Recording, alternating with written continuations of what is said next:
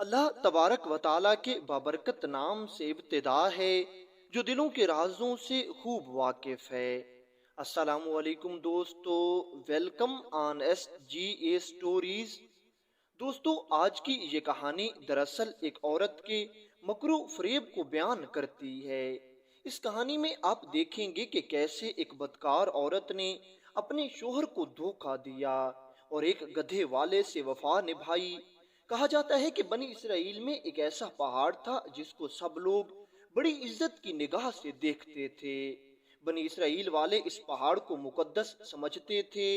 لوگوں کے درمیان یہ اعتقاد پایا جاتا تھا کہ جو کوئی شخص اس پہاڑ کے اوپر چڑھ کر قسم کھائے تو اگر وہ قسم کھانے والا سچا ہوگا تو وہ زندہ اور صحیح سلامت بچ جائے گا، لیکن اگر وہ قسم کھانے والا جھوٹا ہوگا تو یہ پہاڑ سے گر کر یا پہاڑ میں دھنس کر مر جائے گا، اور یہ پہاڑ قسم کھانے والے جھوٹے شخص کو زندہ نہیں چھوڑے گا۔ اسی طرح جہالت کے دور میں اور بھی لوگوں کے ایسے کی اعتقاد ہوتے تھے۔ خیر، لوگ اس پہاڑ کو مقدس سمجھتے، اس کی تعظیم کرتے، اور جب بھی کوئی فیصلہ کرنا ہوتا اس پہاڑ پر جاتے اور قسم کھاتے، اور پھر فیصلہ آسانی کے ساتھ ہو جاتا اور سبھی لوگ اس کو مان بھی لیتے۔ اب کہتے ہیں کہ اس زمانے میں ایک بدکار عورت تھی جو اپنے شوہر کی غیر موجودگی میں اپنے عاشق کے ساتھ ناجائز تعلقات رکھتی تھی، اور ان کے تعلقات جسم کی حدوں تک بھی تھے۔ پھر کچھ دن تو یوں ہی گزر گئے اور یہ بدکار عورت اپنے شوہر کی غیر موجودگی میں جب اس کا شوہر گھر پر نہیں رہتا تو یہ اپنے عاشق کو بلا کر اس کے ساتھ بدکاری کرتی تھی۔ کچھ دنوں کے بعد اس شوہر کو کچھ اپنی بیوی پر شک و شبہ ہونے لگا۔ ویسے بھی جھوٹ بہت دن تک چھپ نہیں سکتا۔ ایک دن یہ شوہر اپنی بیوی سے کہنے لگا کہ مجھے لگتا ہے تمہارا کسی کے ساتھ ناجائز تعلق ہے، اس پر تم کیا کہتی ہو؟ بیوی نے اپنے شوہر کو یقین دلانے کے لیے شوہر سے کہہ دیا، آپ کو کوئی غلط فہمی ہوئی ہے، میں تو آپ کے علاوہ کسی کو جانتی تک نہیں، بھلا میرا کسی سے کیا تعلق ہوگا؟ لیکن اب کی بار شوہر کو مکمل طور پر یقین نہیں آ رہا تھا۔ شوہر بھی چونکہ اس پہاڑ کو مقدس سمجھتا تھا، اس پہاڑ کی تعظیم کرتا تھا، کیونکہ یہ بات اس وقت پورے علاقے میں پھیلی ہوئی تھی، اس لیے شوہر اپنی بیوی سے کہنے لگا، ہاں اگر تم سچی ہو تو میرے ساتھ پہاڑ پر آؤ اور پہاڑ پر چڑھ کر قسم کھاؤ، اگر تم سچی ہو تو زندہ بچ جاؤ گی اور سرخرو ہو جاؤ گی اور مجھے یقین بھی ہو جائے گا۔ جیسے ہی اس عورت نے اس قسم کھانے والے پہاڑ کے بارے میں سنا تو اس کے ہوش اڑ گئے، کیونکہ یہ عورت بھی اس پر عقیدہ اور یقین رکھتی تھی کہ اگر میں نے اس پہاڑ پر جا کر جھوٹی قسم کھائی تو وہ پہاڑ مجھے وہیں مار دے گا، اور یہ جانتی بھی تھی کہ میں جھوٹی ہوں کیونکہ میں نے اپنے عاشق سے تعلق رکھا ہوا ہے۔ لیکن پھر اس بدکار عورت نے اپنی پریشانی چھپاتے ہوئے اپنے شوہر سے کہہ دیا، ٹھیک ہے، ہم فلاں دن جا کر پہاڑ پر قسم کھائیں گے، پھر آپ کو یقین آ جائے گا۔ اب اس نے اپنے شوہر کو تو یہ کہہ دیا تھا، لیکن ابھی تک یہ دل ہی دل میں پریشان تھی۔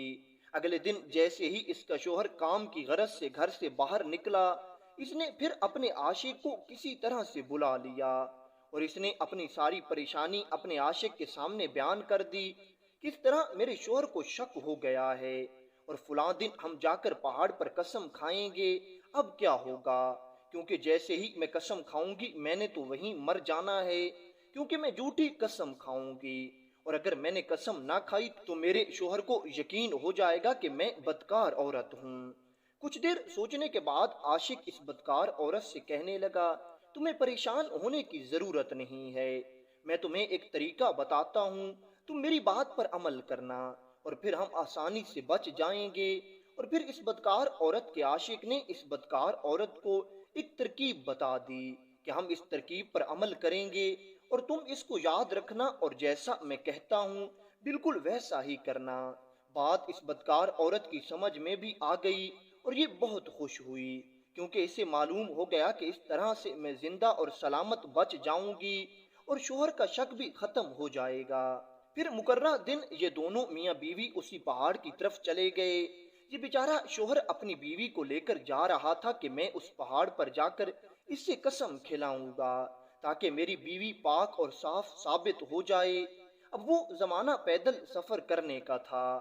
یہ دونوں پیدل چل کر پہاڑ کے قریب پہنچ گئے، لیکن اب چونکہ پہاڑ اونچا تھا اور اس پر چڑھنا اتنا آسان نہیں تھا، اس لیے یہ بدکار عورت اپنے شوہر سے کہنے لگی، میں چل چل کر تھک گئی ہوں اور اب مجھ سے اس پہاڑ پر چڑھا نہیں جاتا۔ تم ایسا کرو کہ قریب ہی کوئی سواری والا موجود ہو تو اس کو لے آؤ، کوئی گدھے والا ہو تو اس کو یہاں لے آؤ، تاکہ میں اس پر سواری کر کے پہاڑ پر چڑھ جاؤں اور پھر میں قسم کھاؤں، اب مجھ سے مزید چلا نہیں جا رہا۔ شوہر نے یہی سمجھا کہ واقعتاً میری بیوی تھک گئی ہے، اس لیے اس نے ادھر ادھر تلاش کرنا شروع کر دیا۔ تھوڑی دیر بعد اسے ایک گدھے والا مل گیا جو لوگوں کو پہاڑ پر پہنچا رہا تھا۔ اس نے اس گدھے والے کو کرایہ دیا اور اس سے کہا کہ میری بیوی کو پہاڑ پر لے جاؤ۔ اس گدھے والے نے اس بدکار عورت کو اپنے گدھے پر بٹھایا اور یہ پہاڑ پر چڑھنے لگا۔ جیسے ہی پہاڑ کی اس جگہ پر پہنچے جہاں پر قسم کھائی جانی تھی تو گدھا کسی چیز سے ڈر گیا، جس وجہ سے اوپر بیٹھی ہوئی یہ بدکار عورت گدھے سے نیچے گر گئی اور نیچے گرتے ہی اس نے اپنے آپ کو جان بوجھ کر ننگا کر دیا اور اپنی شرمگاہ اس گدھے والے کو دکھا دی۔ دوسری طرف اس بدکار عورت کا شوہر بھاگتا ہوا اس کے قریب آیا اور اس نے گدھے والے کو بھی برا بھلا کہا کہ تم نے میری بیوی کو نیچے گرا دیا ہے۔ خیر اب دونوں قسم والی جگہ پر پہنچ چکے تھے۔ وہاں پہنچ کر اس بدکار عورت نے اب قسم کھائی اور یہ کہنے لگی، میں اس پہاڑ پر کھڑی ہو کر قسم کھاتی ہوں کہ میری شرمگاہ کو آج تک میرے شوہر اور اس گدھے والے کے علاوہ کسی اور نے نہیں دیکھا۔ اب یہ گدھے والا کوئی اور نہیں تھا بلکہ اس کا وہی عاشق نامراد تھا جس کے ساتھ اس کے ناجائز تعلقات تھے۔ اب دوسری طرف کھڑے ہوئے شوہر بیچارے نے یہی سمجھا کہ شاید میری بیوی ابھی جو گدھے سے گری تھی اور اتفاق سے اس کے جسم سے کپڑا ہٹ گیا تھا، یہ اس کی بات کر رہی ہے، اور دوسری طرف بیوی نے بھی قسم کھا لی اور اسے ہوا بھی کچھ نہیں۔ اس طرح بیوی نے اپنے دھوکے کے ساتھ شوہر کی آنکھوں میں دھول جھونک دی اور شوہر نے اپنی بیوی کو پاک اور صاف پایا اور اس نے اس سے معافی مانگی کہ میں نے تم پر شک کیا۔ پھر دونوں واپس گھر آ گئے اور اس بدکار عورت نے پھر سے اپنے عاشق کے ساتھ تعلقات رکھنا شروع کر دیے۔ تو دیکھا دوستو کیسے ایک عورت جب مکر و فریب کرنے پر آتی ہے تو اس طرح دھوکہ دیتی ہے کہ بڑا سے بڑا عاقل بھی اسے سمجھ نہیں سکتا۔